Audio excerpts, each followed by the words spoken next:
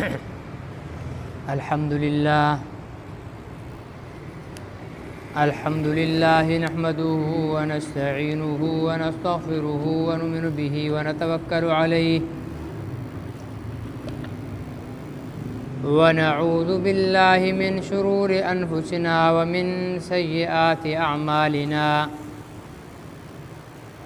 من يهده الله فلا مضل له ومن يضلله فلا هادي له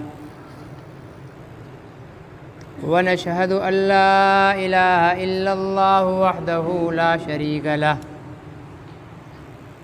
ونشهد أن سيدنا وسندنا وحبيبنا ونبينا ومولانا ومأوانا وملجانا محمدا عبده ورسوله أرسله بالحق بشيرا ونذيرا وداعيا إلى الله بإذنه وسراجا منيرا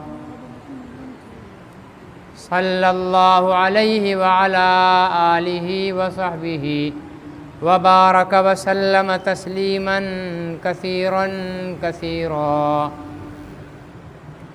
أما بعد فأعوذ بالله من الشيطان الرجيم بسم الله الرحمن الرحيم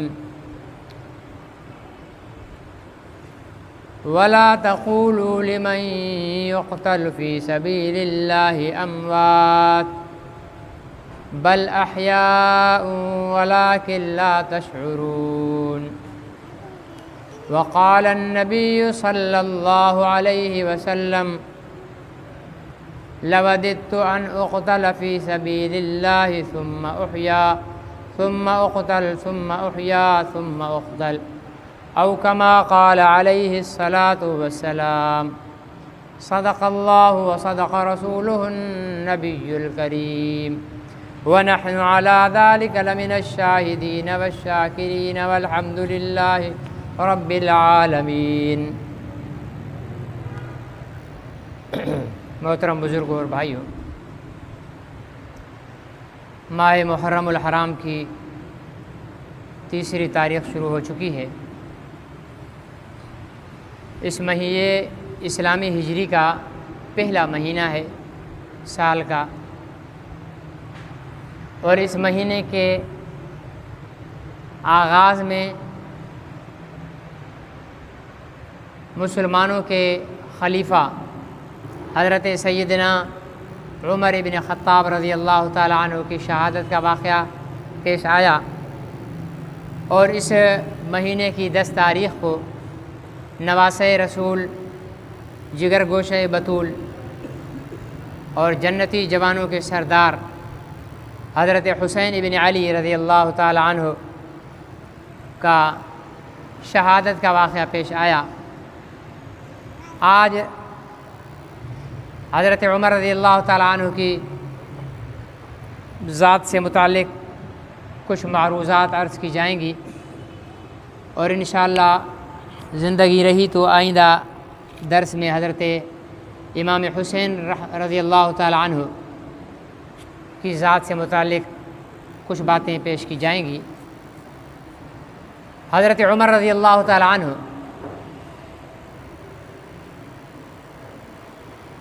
اللہ تعالیٰ نے انہیں جوانی میں ایمان کی دولت سے مالا مال فرمایا، اور انتہائی جری اور دلیر تھے۔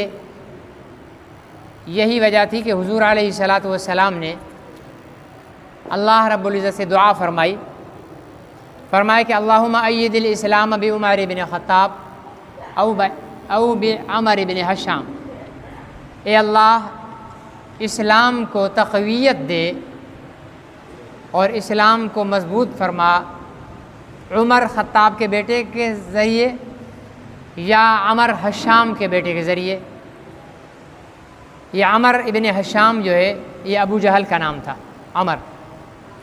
چنانچہ اللہ رب العزت نے حضرت سیدنا امیر المومنین عمر فاروق رضی اللہ تعالی عنہ کو ایمان کی دولت سے نوازا، اور جس وقت حضرت عمر رضی اللہ تعالیٰ عنہ ایمان لائے تو صحابہ کرام رضوان اللہ علیہم اجمعین میں خوشی کی لہر دوڑی اور حضور علیہ الصلاۃ والسلام کو بھی بے انتہا خوشی ہوئی،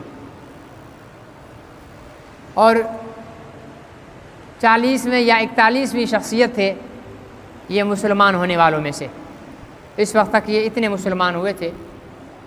آپ کی خصوصیات میں سے یہ تھا کہ جب یہ ایمان لائے تو حضور علیہ الصلاۃ والسلام سے عرض کیا کہ یا رسول اللہ، جب آپ حق پر ہیں، اللہ کے سچے رسول ہیں، تو پھر یوں چھپ کر عبادت کرنے کی ضرورت نہیں ہے، ہم چلتے ہیں اور کعبۃ اللہ میں چل کر عبادت کریں گے۔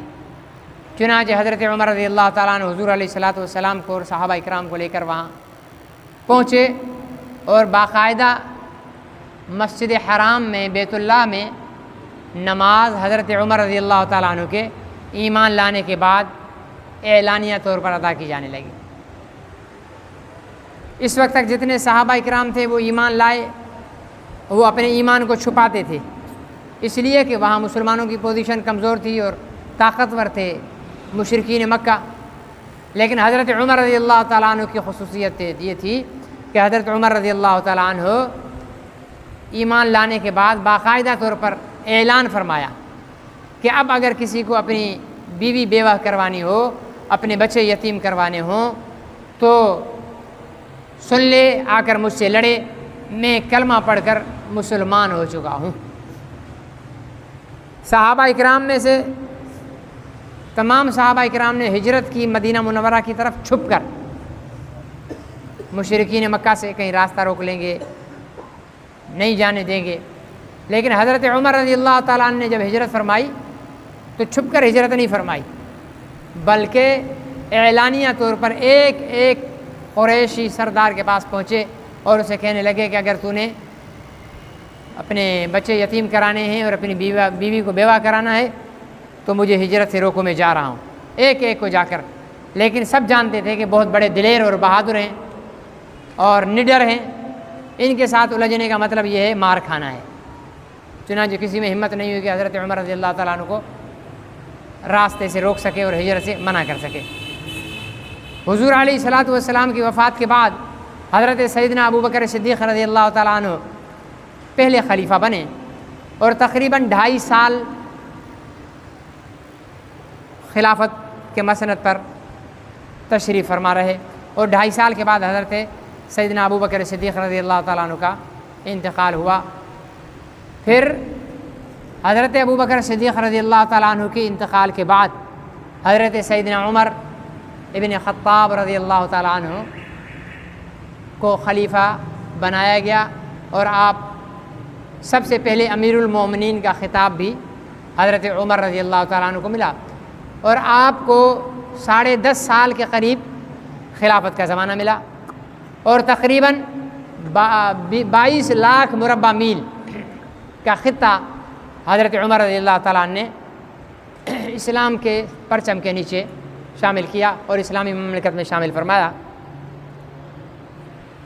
قیصر و کسریٰ کی تاریخی جنگ جو اس وقت کی سپر طاقتیں کہلاتی تھی، جیسے امریکہ ہے، چائنا ہے، فرانس ہے، یہ بڑی طاقتیں ہیں سپر، یہ قیصر و کسریٰ یہ اس وقت بڑی طاقتیں سمجھی جاتی تھی دنیاوی اعتبار سے۔ ان دونوں کے غرور کو توڑ کر، ان کی حکومتوں کو خاک میں ملا کر، وہاں پر اسلام کا جھنڈا حضرت عمر رضی اللہ تعالیٰ عنہ کی خلافت کے زمانے میں ہوا۔ جب حضرت عمر رضی اللہ تعالیٰ عنہ کو خلیفہ بنایا گیا تو پھر حضرت عمر رضی اللہ تعالیٰ عنہ نے اللہ تعالیٰ سے دعا فرمائی کہ اللہ، میں مزاجاً بہت سخت ہوں، مجھے رحم دل بنا دے، ٹھیک ہے نا جی، اور میں نااہل ہوں، مجھے اہل بنا دے، اور اللہ تعالیٰ سے مدد مانگ کر پھر حضرت عمر رضی اللہ تعالیٰ عنہ نے باقاعدہ طور پر، اب تک تو حضرت ابو بکر کی خلافت تک اسلامی مملکت چل رہی تھی اور گورنر بھی اس میں بنائے جاتے تھے، لیکن باقی جو اسلامی جہاد ہوتے تھے تو ہر مسلمان جاتا تھا اور سارے مسلمان مجاہدین۔ لیکن حضرت عمر رضی اللہ تعالیٰ عنہ نے جب خلافت سنبھالی تو آپ نے باقاعدہ طور پر اسلامی نظام حکومت کو چلانے کے لیے محکمے قائم فرمائے، جیسے ہمارے یہاں محکمے ہیں نا، یہ جناب وزارت صحت کا محکمہ، یہ جو ہے وہ وزارت تعلیم کا محکمہ، اس طرح حضرت عمر رضی اللہ تعالیٰ نے باقاعدہ محکمے قائم فرمائے، اور ان میں فوج کا محکمہ، پولیس کا محکمہ اور ڈاکخانہ، یہ اہم ترین جو محکمے، اس کے علاوہ بھی بہت سارے محکمے، لیکن یہ 3 محکمے یہ حضرت عمر رضی اللہ تعالیٰ عنہ نے قائم فرمائے سب سے پہلے دنیا میں، ٹھیک ہے نا۔ اور پھر باقاعدہ فوجی بھرتی کر کے، ان کی تربیت کر کے، ان کے لیے چھاونیاں بنا کر جو ہے ان کو سہولتیں دی گئیں، یہ حضرت عمر رضی اللہ۔ اس لیے جو لوگ حضرت عمر کو نہیں مانتے ان کو پولیس میں بھرتی نہیں ہونا چاہیے، اس لیے کہ پولیس کا محکمہ حضرت عمر رضی اللہ تعالیٰ نے۔ اچھا، جو لوگ حضرت عمر رضی اللہ تعالیٰ عنہ سے نفرت کرتے ہیں ان کو ڈاکخانے کی بھرتی بھی نہیں کرنی چاہیے، اور جو لوگ حضرت عمر رضی اللہ تعالیٰ عنہ سے نفرت کرتے ہیں ان کو فوج میں بھی بھرتی نہیں ہونا چاہیے۔ یہ تینوں محکمے ایسے لوگوں کے لیے ممنوع النسل ہونے چاہیے، کیونکہ یہ تو محکمے شروع ہی حضرت عمر نے کیے، اور تم لوگ حضرت عمر سے تو کرتے ہو نفرت، اس لیے ایسے لوگوں کا کوئی حق نہیں بنتا۔ اچھا، پھر خلافت کے بعد یہ نہیں کہ حکومت سنبھال لی اور آرام سے شاہی محل بنا کر بیٹھ گئے، ایسے نہیں، باقاعدہ طور پر اپنی رعیت کی خبر گیری کرنا، لوگوں کے گھروں پر جا کر ان کا حال احوال معلوم کرنا۔ ایک موقع پر حضرت عمر رضی اللہ تعالیٰ عنہ گشت فرما رہے تھے تو دیکھا کہ شہر سے تھوڑا سا آبادی سے باہر آگ جل رہی ہے، تو انہوں نے کہا کوئی مسافر ہے، تو انہوں نے پوچھا کہ بھائی کون ہو، کہاں سے ہو، کیا مسئلہ ہے؟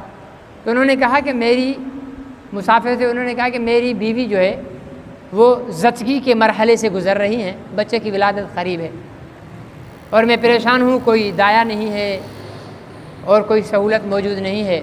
تو حضرت عمر رضی اللہ تعالیٰ نے فرمایا کہ اچھا اسے پتہ نہیں تھا کہ یہ ہمارے حاکم وقت بھی ہیں، تو حضرت عمر نے فرمایا اچھا ٹھہرو، میں اس کا کوئی بندوبست کرتا ہوں۔ سیدھے اپنے گھر تشریف لائے اور اپنی اہلیہ محترمہ ان سے کہا کہ بھائی چلو، اور آج ثواب کمانے کا وقت ہے، ایک مسلمان بہن ہے، ان کا یہ زچگی کا مرحلہ ہے اور تم نے دایا کا کردار ادا کرنا ہے اور بچے کی ڈلیوری کروانی ہے۔ حالانکہ سوچنے کی بات یہ ہے کہ حضرت عمر رضی اللہ تعالیٰ عنہ کی اہلیہ محترمہ کوئی معمولی خاتون نہیں تھی، 22 لاکھ مربع میل کے حاکم کی زوجہ اور اسلامی مملکت کی خاتون اول تھی، لیکن خوف خدا اور سادگی دیکھیے کہ وہ دایا بن کر اس خیمے میں جاتی ہیں، اور پھر جب بچے کی پیدائش ہوتی ہے اس کا کھانے پینے کا جو کچھ بھی ضروریات ہیں وہ لے کر، جب بچے کی پیدائش ہوتی ہے تو زوجہ محترمہ خیمے سے سر نکال کر آواز دیتی ہیں کہ امیر المومنین اپنے بھائی کو مبارک دے دیں کہ بیٹے کی ولادت ہوئی ہے۔ جب اس مسافر نے یہ سنا کہ امیر المومنین ہے یہ، تو یکدم خوف کی وجہ سے کھڑا ہو گیا، تو حضرت عمر نے فرمایا کہ کوئی نہیں بیٹھو، پریشانی کی بات نہیں ہے۔ تو اس طریقے کے ساتھ تو میرے خیال سے ایس ایچ او اور بلدیہ کا چیئرمین اور مختار کار یہ بھی نہیں کریں گے، یہ تو دور کی بات ہے، کوئی سپاہی تو دور کی بات ہے، میں اور آپ بھی نہیں کریں گے، عام لوگ بھی کسی مسافر کو ایسے مشکل میں دیکھیں، اور ہم تو مشکل سے فائدہ اٹھانے والوں میں سے نا، مسلمان تو ہم مشکل میں سے فائدہ اٹھانے والوں میں سے، ابھی گرمی چل رہی ہے تو برف ہم نے مہنگی کر دی ہے، مشکل کا فائدہ اٹھانا شروع کر دیا، ٹھیک ہے نا جی۔ آگے اللہ پاک رحم فرمائے، اگر بارشیں بہت زیادہ ہوئی، سیلاب کا وقت آ گیا تو آپ کو پلاسٹک بہت مہنگا ملے گا، ٹھیک ہے نا جی۔ اور اللہ تعالیٰ رحم فرمائے آگے کوئی وائرس چل پڑا تو آپ کو یہ کیا کہتے ہیں اس کو جی، ماسک آپ کو مہنگا ملے گا، تو ہم تو موقع سے فائدہ اٹھانے والے لوگوں میں سے نا۔ لیکن ہمارے خلیفہ امیر المومنین ان کا یہ کردار ہے کہ ایک راہ چلتے مسافر کے لیے انہوں نے، پھر ایک موقع پر حضرت امیر المومنین نے دیکھا کہ ایک جگہ کوئی خاتون بیٹھی ہوئی ہیں، آگ جل رہی ہے، آگ پر دیگڑی رکھی ہوئی ہے، اور وہ خاتون وہاں بیٹھی ہیں، بچے ہیں 2-3 رو رہے ہیں۔ حضرت امیر المومنین نے ان خاتون سے پوچھا کہ یہ کیا ماجرا ہے، بچے کیوں رو رہے ہیں؟ تو خاتون نے بتایا کہ بھائی کھانے پینے کے لیے کچھ نہیں ہے، اور بچوں کو یہ میں نے ایسے پانی ڈالا ہوا ہے بچوں کو یہ دکھانے کے لیے کہ کھانا پک رہا ہے، روتے روتے سو جائیں گے۔ حضرت عمر رضی اللہ تعالیٰ عنہ پریشان ہوئے کہ میری رعایا میں یہاں تو اللہ تعالیٰ معاف فرمائے رعایا جو ہے وہ اپنے بچے مارکیٹوں میں بیچنے کے لیے ایسے بھی آپ نے اخباروں میں اور نیوز چینل میں سنا ہوگا، آج فلانی جگہ پر جو ماں اپنے بچے کو بیچنے کے لیے آ گئی، باپ اپنے بچے کو ماں نے بچوں کو ٹرین سے جو ہے وہ چھلانگ لگا دی اور خودکشی کر۔ آج ایک بدبخت کا پڑا، وہ دودھ پیتی بچی کو جو ہے زندہ دفن کر دیا اس نے، کیوں؟ وہ کھانے پینے کے لیے کچھ بھی نہیں ہے۔ تو اس بدبخت سے جس نے دفن کیا اس سے تو پکڑا جائے گا، لیکن مراد علی شاہ، شہباز شریف، ٹھیک ہے نا جی، اور قاضی فائز عیسیٰ اور اپنا جو ہے سید صاحب ہمارے آرمی چیف صاحب، ٹھیک ہے نا، یہ ان سب سے بھی پوچھا جائے گا۔ ایک بچہ، ایک انسان ذی روح جب 22 لاکھ مربع میل کا حاکم یہ کہتا ہے کہ اگر فرات کے کنارے کوئی کتا بھی پیاسا مر گیا تو اللہ کے یہاں اس کا جواب دے میں ہوں، تو یہاں تو فرات کے کنارے کیا ہیں، یہاں تو بھرے شہروں میں انسان اور بھوک اور پیاس سے مر رہے ہیں، ٹھیک ہے نا جی، بھرے شہروں میں انسان پریشان حال ہیں، کھانے پینے کے لیے نہیں ہے، صرف بجلی کا بل جمع کرانے کے لیے اپنے گھروں کے جو ہے وہ سامان برتن بیچ رہے ہیں، عورتوں کے زیور بیچے جا رہے ہیں، اور جناب پتہ نہیں کیا کچھ اپنا مال مویشی بیچ کر جو ہے وہ بل ادا کیے جا رہے ہیں۔ صرف یہ تو تقریباً سمجھو 80% لوگوں کے ساتھ یہ حالت لگی پڑی ہے، ٹھیک ہے نا۔ تو سمجھ میں نہیں آتا کہ یہ ہمارا حکمران طبقہ پتہ نہیں مسلمان بھی ہے، اگر مسلمان ہے تو ان کو خوف خدا ہے کہ مرنا بھی ہے، ہم نے آخرت میں بھی جانا ہے، ٹھیک ہے نا جی، جو ہے وہ کیا ہوگا مرنے کے بعد، یہ حکومتیں کچھ نہیں ہوں گی، وہاں تو اعمال دیکھے جائیں گے، آرمی چیف ہو یا چیف جسٹس ہو یا وزیر اعظم ہو یا وزیر اعلیٰ ہو یا گورنر ہو یا صدر ہو، اگر اپنی رعیت کے ساتھ انصاف نہیں کیا ہے تو چھتر پڑیں گے، نہ تو پھر فوج بچانے آئے گی جس کے آپ چیف ہو، نہ عدالت کا کوئی جج وہاں بچانے آئے گا جن کے آپ چیف ہو، نہ آپ کی کابینہ آپ کو بچانے آئے گی، نہ کوئی اور آپ کو بچانے کے لیے آئے گا جب اللہ کی گرفت ہوگی تو، ٹھیک ہے نا جی۔ تو حضرت عمر رضی اللہ تعالیٰ عنہ نے جب اس خاتون کو یہ دیکھا تو فوراً اپنے غلام کو لیا، غلہ ایک بوری جو ہے غلے کی اٹھائی اور اپنی کمر پر اٹھائی، اپنی کمر پر۔ غلام کہنے لگا کہ حضرت میں اٹھا لیتا ہوں، تو فرمانے لگے کہ تم میرے گناہوں کا بوجھ بھی قیامت کے دن اٹھاؤ گے؟ تو غلام پیچھے ہو گیا، اپنی کمر پر اٹھا کر وہاں گئے ہیں، ان کو اپنے ہاتھوں سے کھانا تیار کر کے ان کو کھلا کر ان کو سلایا، سمجھے نا جی، ان کو کھلا کر ان کو سلایا، اس کے بعد جو ہے وہاں سے اٹھے۔ ایسی مثال آپ کو کسی حاکم میں، ہم تو مثالیں دے رہے تھے، یہ ہالینڈ کا وزیر اعظم سائیکل پر جا رہا ہے، فلانے کا وزیر اعظم جو ہے پیدل جا رہا ہے، یہ کر رہا ہے وہ کر رہا ہے، یہ کوئی مثالیں نہیں ہیں، ان کی اتنی بڑی حکومتیں نہیں ہیں جتنی حضرت عمر رضی اللہ تعالیٰ عنہ کی حکومت تھی۔ یہ تو بسترے لگا کر سوتے ہوں گے نا، حضرت عمر تو درخت کے نیچے اینٹ کا ٹکڑا لگا کر تکیے کی جگہ سویا کرتے تھے۔ ایسا حاکم لا سکتے ہو آپ کوئی؟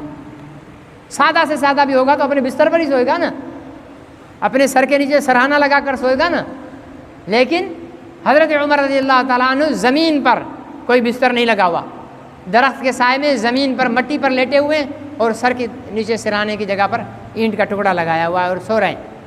یہ 22 لاکھ مربع میل کے حاکم کی زندگی ہے۔ ایک دفعہ دل میں خواہش پیدا ہوئی کہ میں مچھلی کھاؤں، لیکن پیسے نہیں تھے کھانے کے۔ یہ نہیں کہ خزانے میں نہیں تھے، خزانے میں تھے، اگر خزانے کو استعمال کرتے تو پتہ نہیں کتنی اپنی ضروریات، لیکن اپنا ذاتی پیسہ نہیں تھا۔ تو غلام سے پوچھا میرے پیسے کچھ بچے؟ کہا کچھ بھی نہیں ہے آپ کا۔ تو کہا چلو پھر رہنے دو۔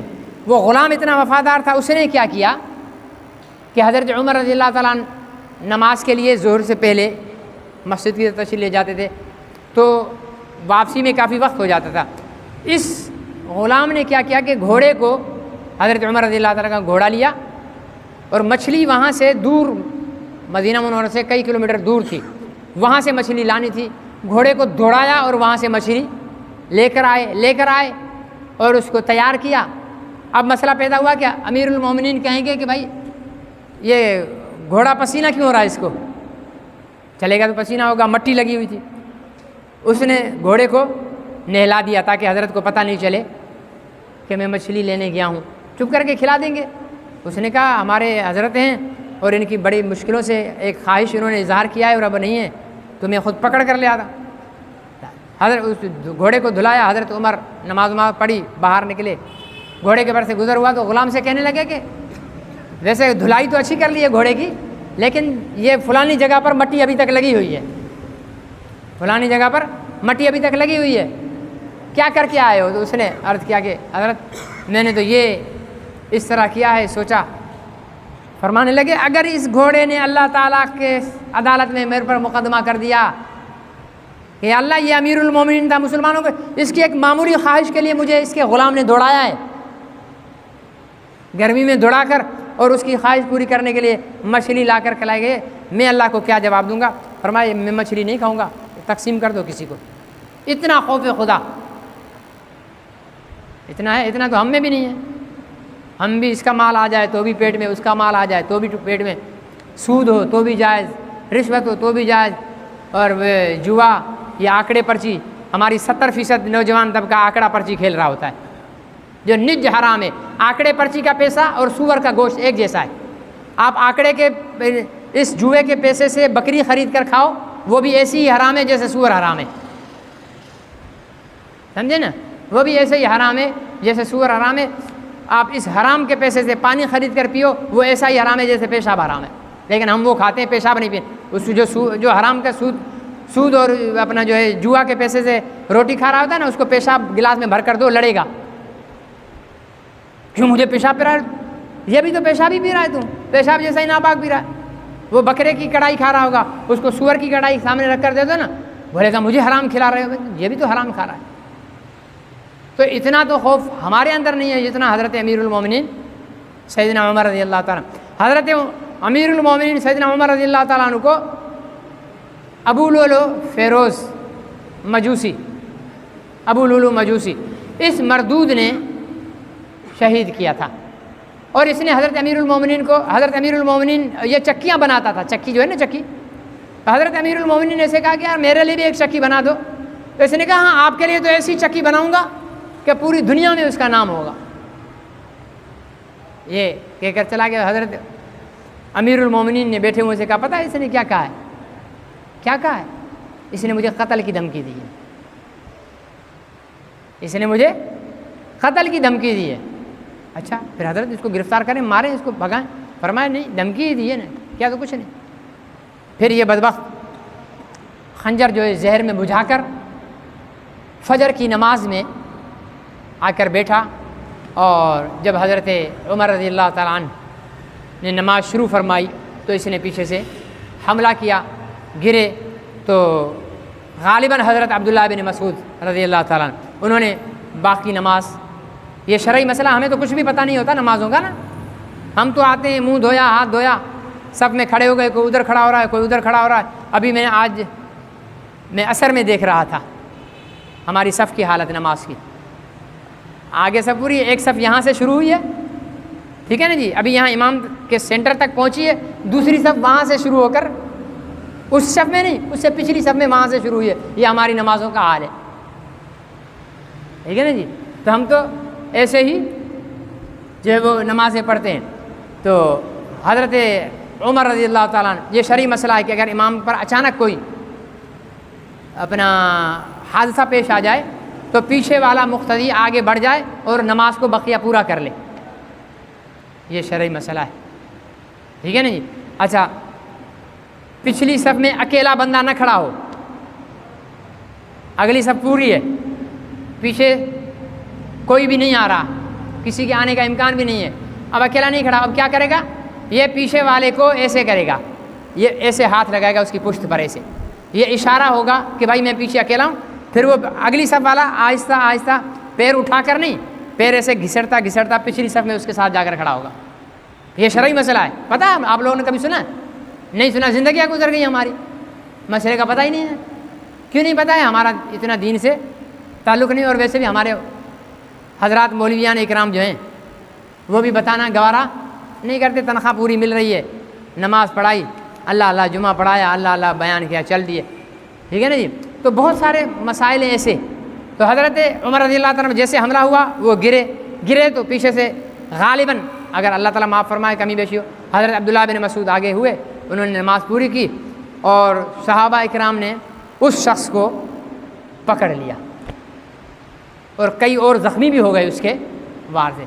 وہ زہریلا تھا، وہ اتنا تھا کہ وہ یہ حضرت عمر رضی اللہ تعالیٰ عنہ کا پورا معدے کا نظام، سارا کچھ، آنتوں کا نظام خراب کر دیا. جو کھاتے تھے وہ نکل جاتا تھا. تو وہ گرفتار ہوئے. صحابہ نے کہا یہ گرفتار ہے، تو فرمایا کہ اگر تمہیں بچ گیا تو چھوڑ دینا اس کو، اگر میں فوت ہو جاتا ہوں تو پھر اس کے قتل کے بدلے میں قتل، خون کے بدلے میں خون، پھر اس کو آپ قتل کر دینا. پھر 3 دن، یہ 27 جو ہے وہ ذی الحجہ کا واقعہ ہے، فجر کی نماز کا. ایک روایت میں 26 کا بھی آتا ہے، 28 کا بھی آتا ہے. اور پھر یہ 3 دن حضرت عمر رضی اللہ تعالیٰ عنہ زخمی رہے. اور پھر یکم ذی الحجہ کو جو ہے یکم محرم الحرام کو حضرت عمر رضی اللہ تعالیٰ عنہ کا انتقال ہو گیا، شہید ہوئے.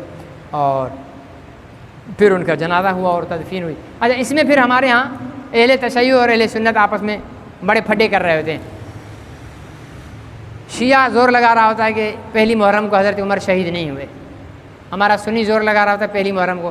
بھائی پہلی محرم کو شیعوں سے پوچھو کیوں نہیں ہوئے؟ اس لیے کہ بھائی تم لوگوں نے حضرت حسین کے ضد میں جو ہے حضرت عمر کی شہادت کو یہاں پر ڈال دیا ہے. بھائی اگر حضرت عمر کی شہادت یکم کو ہے تو اس پر حضرت حسین کی شہادت سے کیا حرف پڑتا ہے؟ کوئی حرف نہیں پڑتا. اور پھر یہ کوئی ایسے ایمانیات میں سے نہیں ہے. چلو 15 ذی الحجہ کوئی حضرت عمر شہید ہو گئے تو شہید تو پھر بھی ہو گئے، ان کی شہادت پر کوئی فرق ہے؟ 10 محرم کو ہی حضرت عمر بھی شہید ہوئے اور حضرت حسین بھی شہید ہوئے تو شہادت میں کوئی فرق پڑے گا؟ یہ بلا وجہ کی بحث میں ہماری قوم الجھی رہتی ہے. سوشل میڈیا ابھی آپ جا کر دیکھ لو، خدا کی پناہ فضول میں جو ہے وہ بحث کر رہے ہوتے ہیں.